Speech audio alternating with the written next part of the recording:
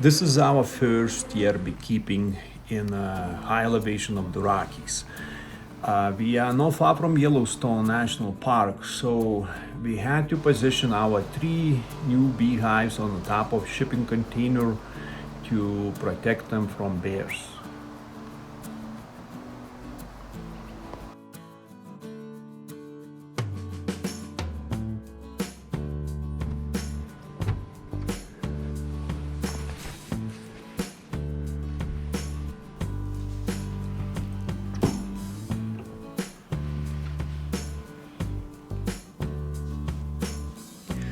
The bees loved the area, peaceful surroundings, plenty of vegetation, and they had very busy summer.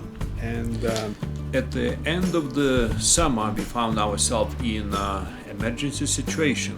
Suddenly, we needed to extract honey from our hives. We had to do this quickly because the winter was approaching and we had only very limited time of days to prepare bees for the winter. There are several methods to extract honey.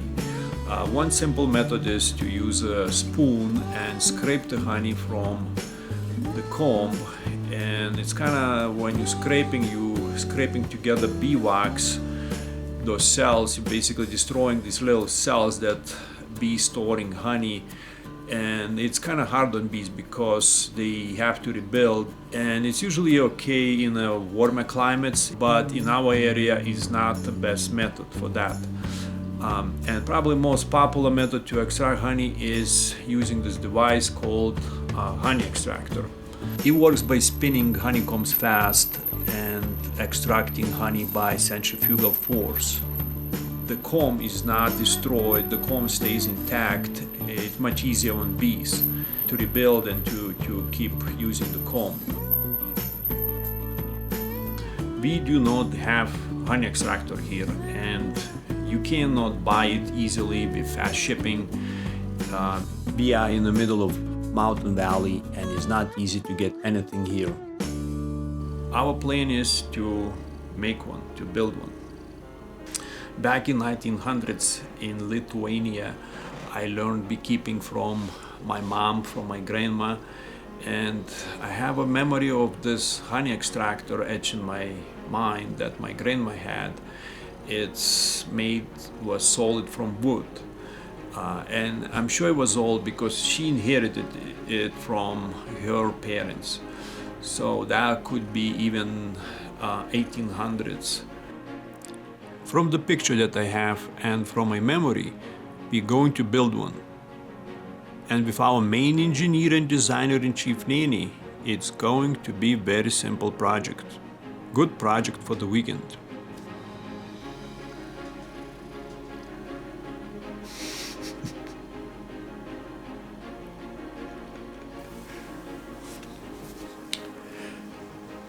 Good planning is always half the job. We are going to calculate the angles, the length and thickness of the wood we're going to be using.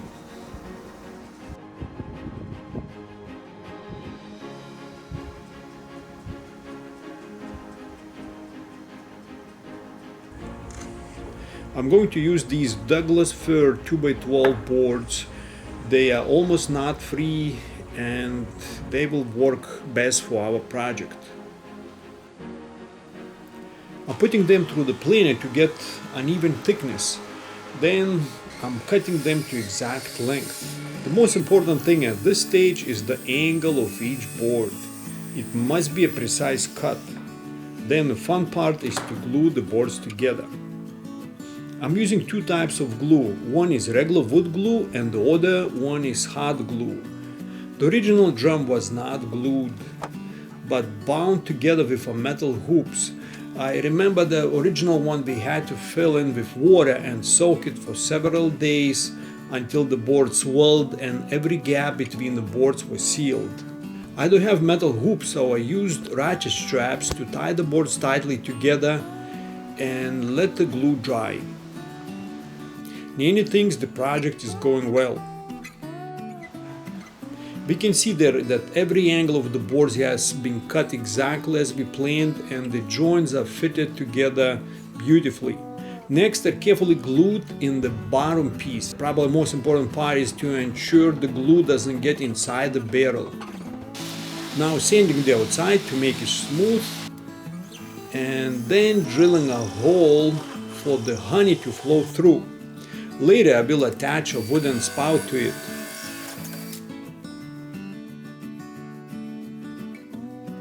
We are now going to plan how to make a spinning frame cage, which goes inside the drum. Nanny thinks we should also make it out of wood. Even I remember the original was made from metal. But as usual, Nanny has a good ideas.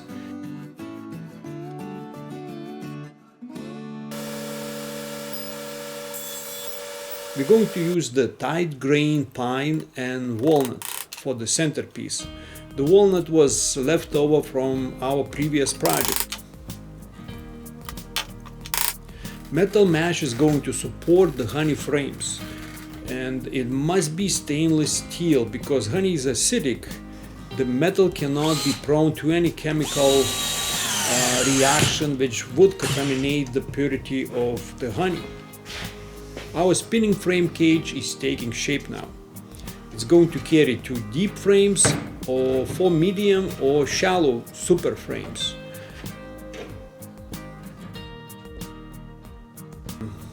Nanny reminded me to check it was all going to work properly. We had to make sure the size of the spinning frame had enough clearance inside the drum.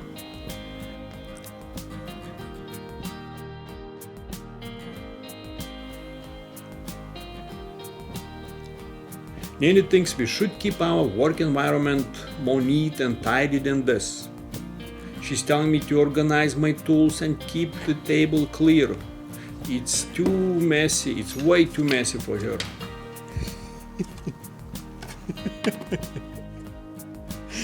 What's that? We removed this insert from a wheel that I had laying around. It will minimize the friction in the bottom anchor of the spinning frame cage. The anchor is made from walnut because it is hardwood and needs to withstand a lot of pressure during intense spinning force. We put that in its place in the center of the drum base. I'm dropping this metal ball into the insert to minimize friction and create a support with minimum resistance during frame cage spinning. The cage is fitted with a stainless steel rod that sits in this insert and keeps its position exactly on top of the metal ball, ready to spin. Nanny is enjoying the project. She's pleased to see me following her careful instructions, and she is happy how everything is shaping up.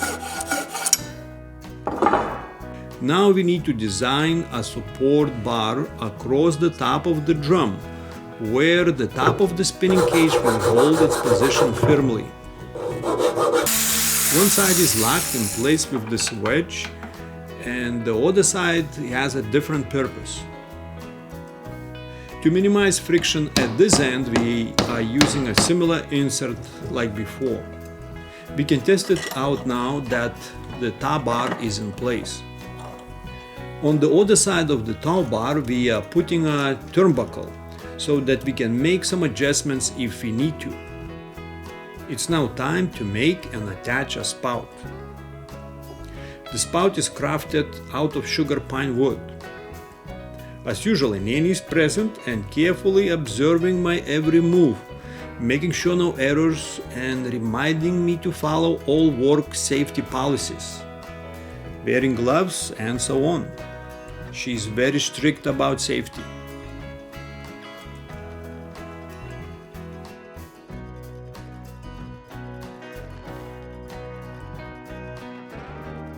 We are preparing a wax coating for the outside of the wooden drum. It's a homemade mixture, 1 part beeswax to 3 parts olive oil. By heating this mixture to a certain temperature, it blends together and becomes the perfect coating for the exterior of the drum.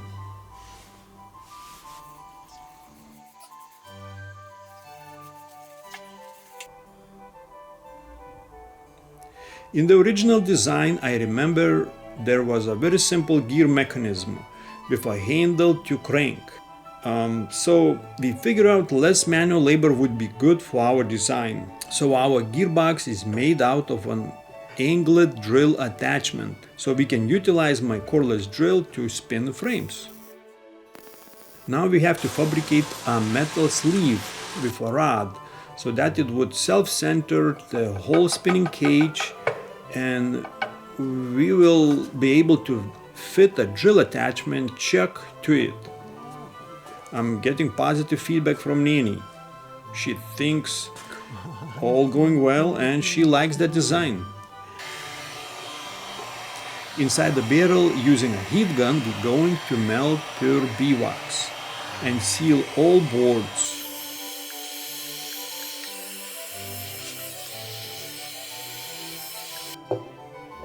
Also, the whole frame cage is sealed with beeswax.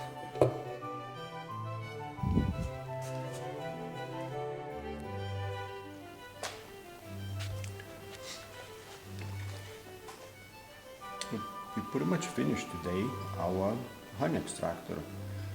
What is left is just kind of heat up a little bit and spread the wax a little bit more evenly, and that's it. It's ready to go. I still need to make some kind of clutch that transfers the turning movement from a drill to the shaft, because I don't want to have a hard connection. It's usually not going to be good. So I will need like a little piece of a hose or something, some kind of rubbery thing. I'll have to figure out, but that's a very simple thing. Yeah, very simple. From a rubber bungee shaft, we're going to make a shaft that is going to serve as a clutch.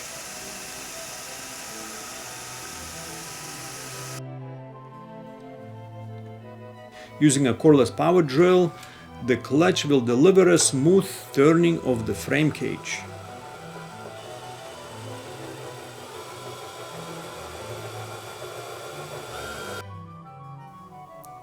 We are done, but now Nanny thinks we should make a nicer table, so that our honey extractor will have something underneath.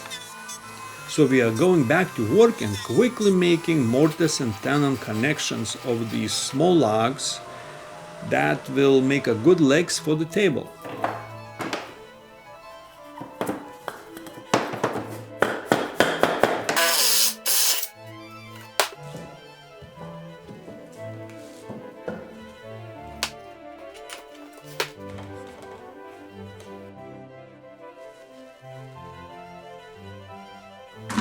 Our finished project looks good, and now is the time to try it.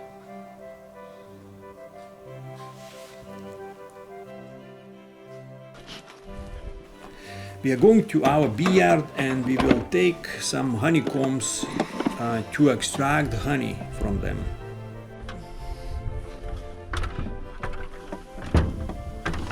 This honey that bees collected at the end of the summer is called honeydew honey, or sometimes call it forest honey. And most beekeepers know that this type of honey is excellent for us humans, and it's very valued in most parts of the world. But honeydew honey is not ideal for the bees to feed on through the winter. It's very hard on their digestive system during the cold winter months. So we are better to take it out now, and when we put back the empty combs, we feed the bees with sugar syrup so they can build up their winter honey stores. So basically we replace honeydew honey with a sugar syrup. Bees usually cap the honeycomb cells when they are done filling and drying honey, so we need to uncap it before doing extraction. For that we are using a special forks, carefully uncapping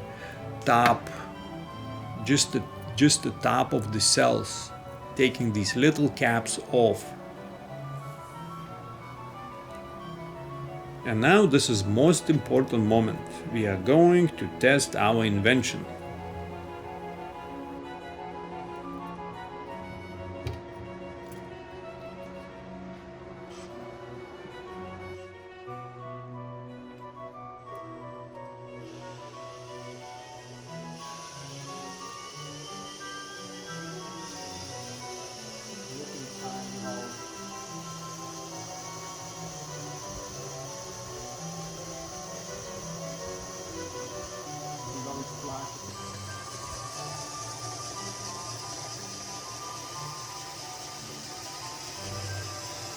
It's going well.